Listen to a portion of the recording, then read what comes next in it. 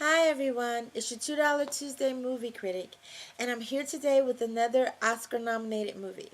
So, today I went for the movie Get Out.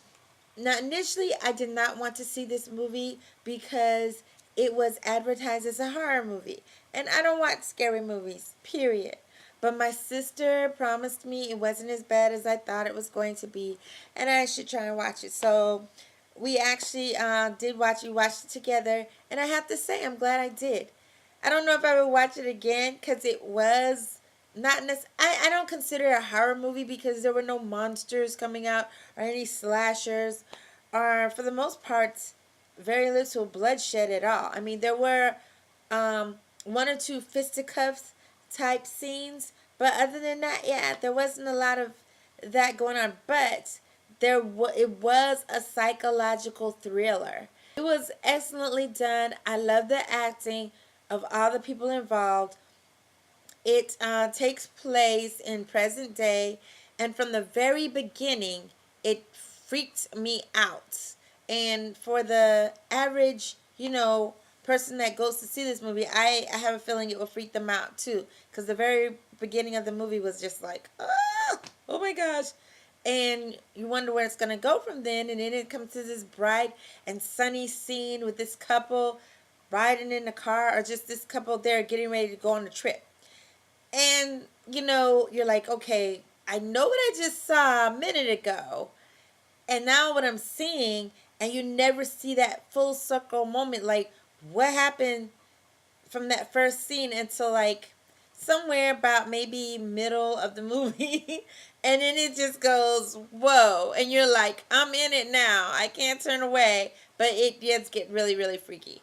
But it was an excellent movie. I really enjoyed it as far as looking at things from different aspects, and how, you know, thinking, hey, could this really happen?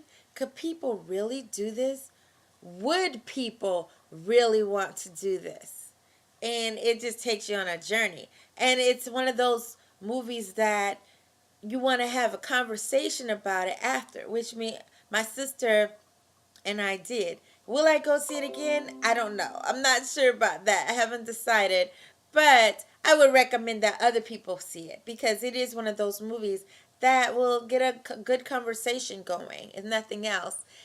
And what I liked about the movie was how my favorite part about the movie was you get to see the movie from the main character's point of view. Even though you're seeing him the whole time, where you're learning things as he learns them. You're seeing things as he sees them. It's not you go behind the scenes and see what's going on with this group or this person ahead of time, or something before the main character knows it. Everything you find out at the same time he finds it out, and you almost go through, and that's a really great thing about the psychological part of it too. It's like almost like when he's going through certain things in a movie, you're going through them too, because it's written. And I love the way that it's written that way, and I love the way it's viewed that way. That's like my most favorite part of that movie, because it really grabs you in. And like I said, once you're in it until the very end. What dislikes, I didn't necessarily have any dislikes with this movie. I kind of dislike that it was advertised as a horror movie, and at one point for the award shows, it was advertised as a comedy, which there were some comedic moments, but I think that was more to get away from the horror or the scariness of some of the scenes, or even some of the drama of some of the scenes. So yeah, there was a comedy there, but that was good comedy, and it was in context, and I really enjoyed that part of it as well. But I didn't think it was a comedic movie at all. It was definitely more of a psychological thriller, if you will, even a drama type movie, but it was definitely not a comedy. And I don't even would like to advertise it as a horror, but I could see why they did that. I could see more of the horror thing as opposed to the comedic thing. And then the cliche things about it. Well, I don't necessarily think there were anything cliche, because this movie was very original. Um, and I'm gonna get more into what I mean by that. It was original in some aspects, but in some aspects, I've seen it before, and I'll get into that when I go over my old school movies. So, but I did like where they went with this movie and the ride that it takes you on. Where, and I don't want to say pretty much anything about this movie because saying too much will give anything away, and I think everybody should see it from there as I saw it from that viewpoint of the main character. It is a rated R movie, I'm guessing, for a lot of the content. Honestly, there wasn't a lot of cursing, and it was like more in context. There, from what I remember, there was no nudity. There was a bit of scariness. I wouldn't take anyone under 13 to see this movie. I let my teens see it, like even though it's rated R, I would let the teens, 17 and 18 and even maybe 16-year-olds see it too. And I think they could probably get a conversation going with it too, because I think they would enjoy it. Yeah, so I don't see a problem with that. Maybe the younger kids probably wouldn't. I wouldn't let them see it because it is that psychological thriller that does get into your head, even though the kids may not think it's as scary because there are no monsters or anything in there. There are monsters. They're just the monsters you probably see in sheep's clothing. Do I think it will win Best Picture? No. Number one, because it was advertised as a horror movie, and it was also advertised at some point as a comedy.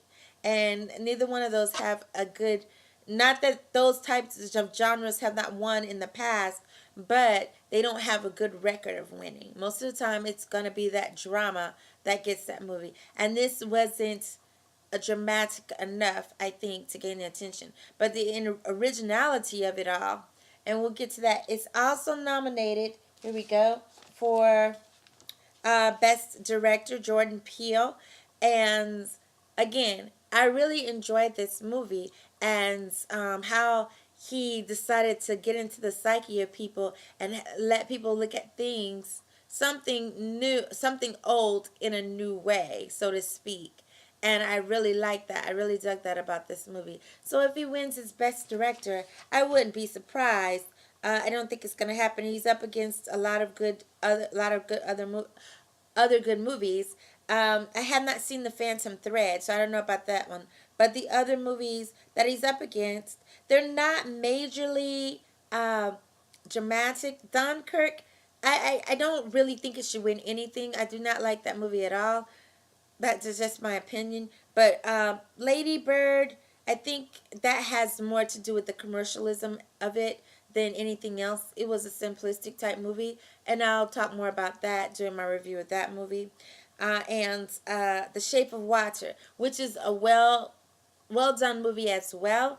But all five of these movies are so different from each other, and so to see who wins Best Director would be quite interesting to me. I honestly think for this that Jordan Peele should win it. I think that out of these four movies, with exception, or five movies rather, with exception of Phantom Thread, which I have not seen, that I think his movie was the best out of the other four, definitely. Um, and Best Actor, Daniel Kaluuya, and I apologize if I get that wrong. He played Chris Washington, the main character in the movie, of course, best actor.